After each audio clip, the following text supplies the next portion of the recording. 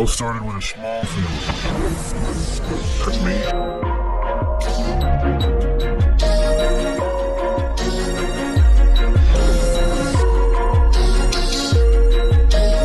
You're up there? I don't know you. I want to buy you one. I want you to appreciate the quality of the how much? Along with just 2 dudes. Girl can always help.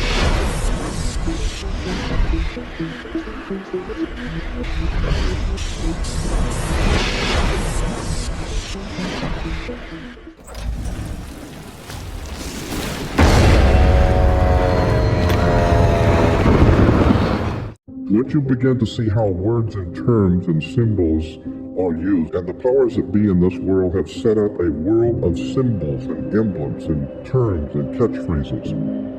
Once you understand how this system works, for the first time, the world opens up to you. All of it is right in front of you. But if you don't understand what the words are, what the words mean, you're never going to figure out how this stuff works. There's a very sinister, frightening, interesting symbolism that has been imposed upon this country, and the people have no idea in the world what's going on. And I will guarantee you, no matter how educated you might think you are, I will guarantee you, you have no idea in the world how the world actually works. You need to understand that when even on your check, when you're writing a check, the place where you put your name on a check, look at that line, what you're signing on, and get a magnifying glass, and you will find that's not a solid line to sign your name on. That is written, it's a typewritten sentence that's been honed down to microscopic size. Get a magnifying glass and read on a check what is said where you sign your name. One of the most interesting symbols in Druidism was a magic wand. Magic wands were always made out of the wood of a holly tree, made out of Hollywood. And we're still seeing the magic of the wood of the holly tree. Hollywood. Hollywood. Motion pictures, television. I have discovered many years ago that words and magical systems dominate the world that we live in. There is, in point of fact, a magical matrix at work. I've always been interested in the occult. Occult is simply a word meaning hidden, and so much of our powers in this world and the way things work are hidden. And the more one looks at this subject of how the world actually works, you begin to see that there's a magical system, and I'm telling you, there really is a magical system dominating the world of the Western civilization. And for 1,000 years before the Roman Empire existed in Northern Europe, basically Western Europe, there was a magical priesthood called the Druids. The Druids still even exist to this day. And it was a very legitimate political, social, educational, religious institution dominating Europe for thousands of years. And they were referred to as the Druids. They were actually from the Phoenician Canaanite system in the Middle East. The Phoenician Canaanites formed the basis for the ancient Druidic system, and that's even older. But in the ancient Druidic system, there were many powerful symbols and emblems. One of the most interesting symbols in Druidism was a magic wand, like Merlin the magician with his magic wand. Magic wands were always made out of the wood of a holly tree. It was made out of Hollywood. And we're still seeing the magic of the wood of the holly tree. Hollywood, motion pictures, television. And once you begin to see the symbols and realize that the symbols for the national coats of arms for countries, the flags, the seals, the presidential seals, the emblems for the logos and emblems on corporations, especially the corporate emblems for motion pictures and television companies like Columbia Broadcasting System. CBS has the eye. The Columbian system goes back to the Columbian faction of the Illuminati back in the early 1700s, not the late 70s. And you begin to see why Space Shuttle is called Columbia. You have Columbia University, Columbia Pictures, Columbia Broadcasting. Columbia is a very interesting word, and it's connected to the Jesuits. Once you begin to see how words and terms and symbols are used, and of course symbols are extraordinarily important in world affairs. all of a sudden it opens up, as I said, a whole new perspective on how stuff is happening. Let me give you an example of how words, my friend William Henry says you put an S in front of the word word and it becomes swords. The words are swords. They are cutting things. Humans are word responsive creatures. We respond to people's words. When you begin to see how words are used, let me give you an example of the magic. Why do you have to go to court? You go to court because you play basketball on a court. You play tennis on a court. How do you play tennis on a court? You play with a racket. Why? Because the people that develop it know it's a racket. That's where we get the term. Consequently, you need to understand that the words which are used by the systems under which we live are not by chance. In a court, the whole idea in a court is to put the ball back in the other guy's court. So this team of attorneys, they stand up and throw the ball back at the other team. Now the ball's in their court. They have to get up and throw the ball back into that court. The judge wears a black robe. Why does a judge wear a black robe? Well, the same reason Catholic priests wear black robes. Rabbis wear black robes. You wear a black robe. For many years, young people graduating from university and college wear a black robe. What's this stuff with a black robe? Let me give you an example of how this stuff works, and it's a very quick example. There are two basic kinds of law under the law of magic. There are two kinds of laws that govern the earth. One is called the law of the land, L-A-N-D. And we've heard that term, law of the land. Why do you use that term, the law of the land? Because that's where people live, is on land. But there's an opposing law which is far more important, far more powerful. It is called the law of water. It was developed under the old Druidic system in Europe, which can trace its history back through the Roman Empire, through the Vatican, and ultimately back to the Phoenician Canaanites in the Middle East. Of what we today call Phoenicia, Cana, was called back what we call today Israel and Lebanon. Syria, that was called Phoenicia, Cana. And the Phoenician Canaanites is the very word Cana, which we've all heard in relation to the Bible. Cana is a Phoenician word meaning bankers, merchant bankers.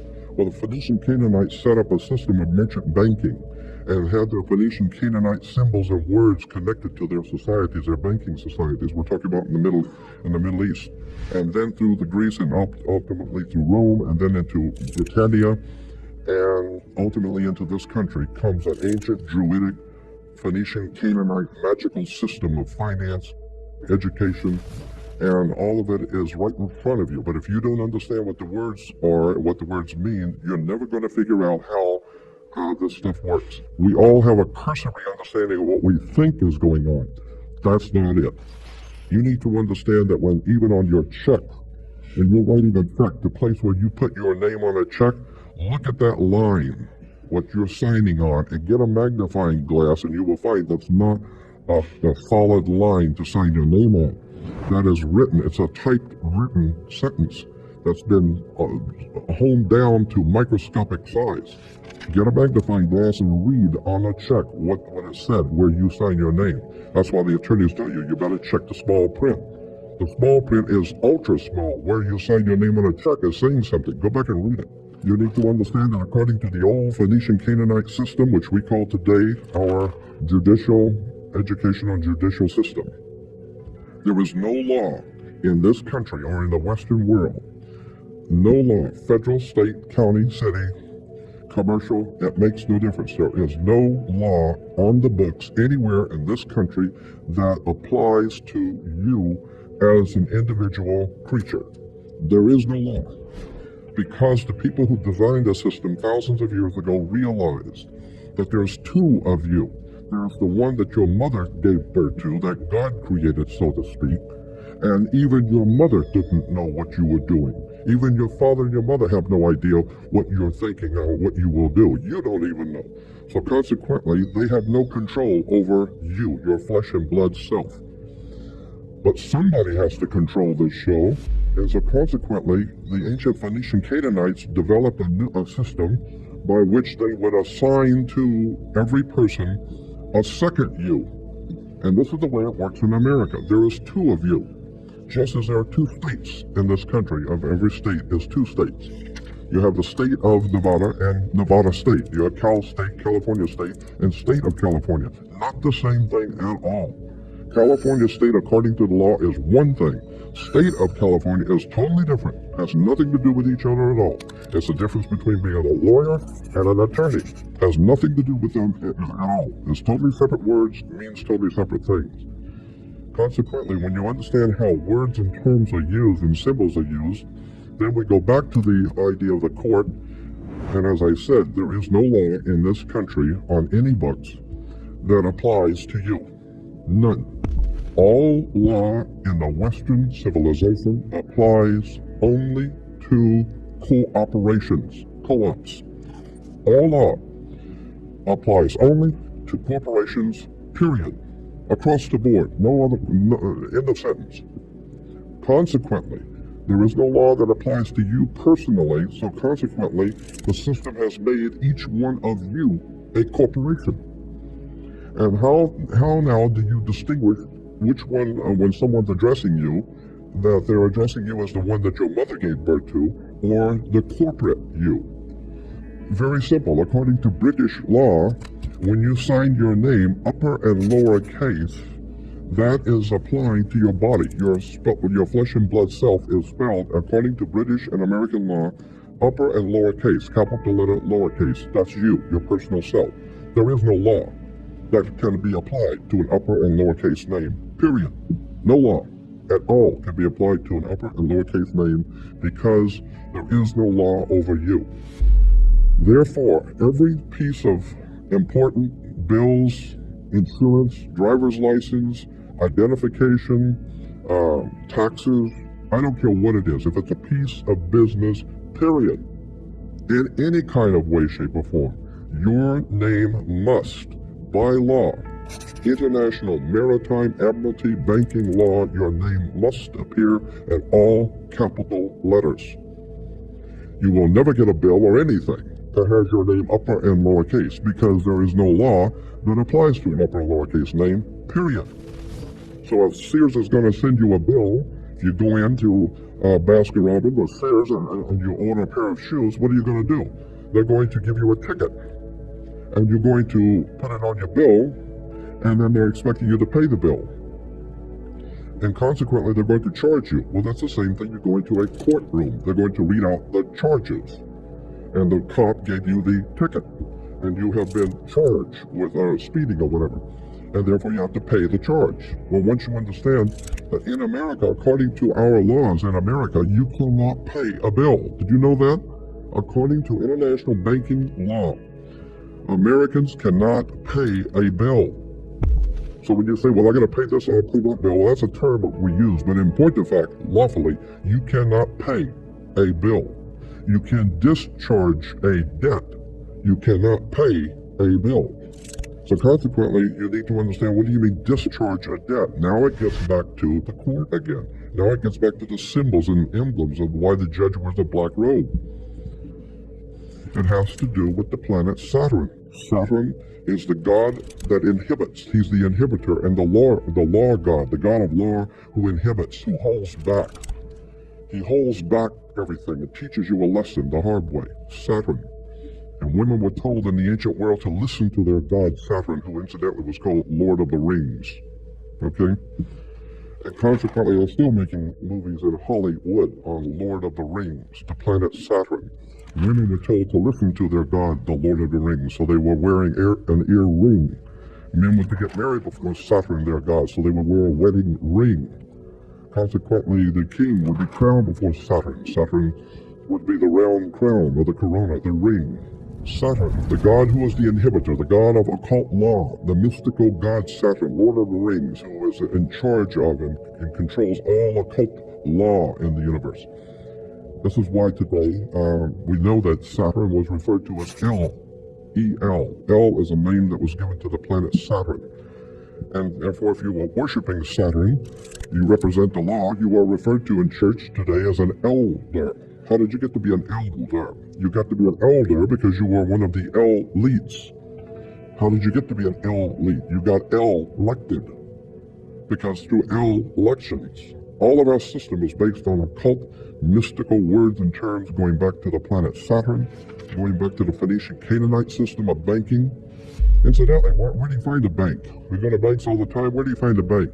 Banks are on both sides of a river. They're called river banks. What does a river bank do? It directs the flow of the currency. Your money is referred to as the currency. This is why when you go to court, you have the current electricity, because it's the juice. And if you don't have the juice, you don't have it. So if you don't have the juice, you can't capitalize. And capital is a Latin word, meaning money. There's a very sinister, frightening, interesting symbolism that has been imposed upon this country, and the people have no idea in the world what's going on. All goes back to the Phoenician Canaanite system, ancient Phoenicia, ancient Babylonian Sumeria, and this is why the work of Zechariah Sitchin is so important. This is where the kings of England get their concept of the divine right of kings. What do you talk about divine right? All of this is part of a subject which I call ancient mysticism that dominates Western civilization.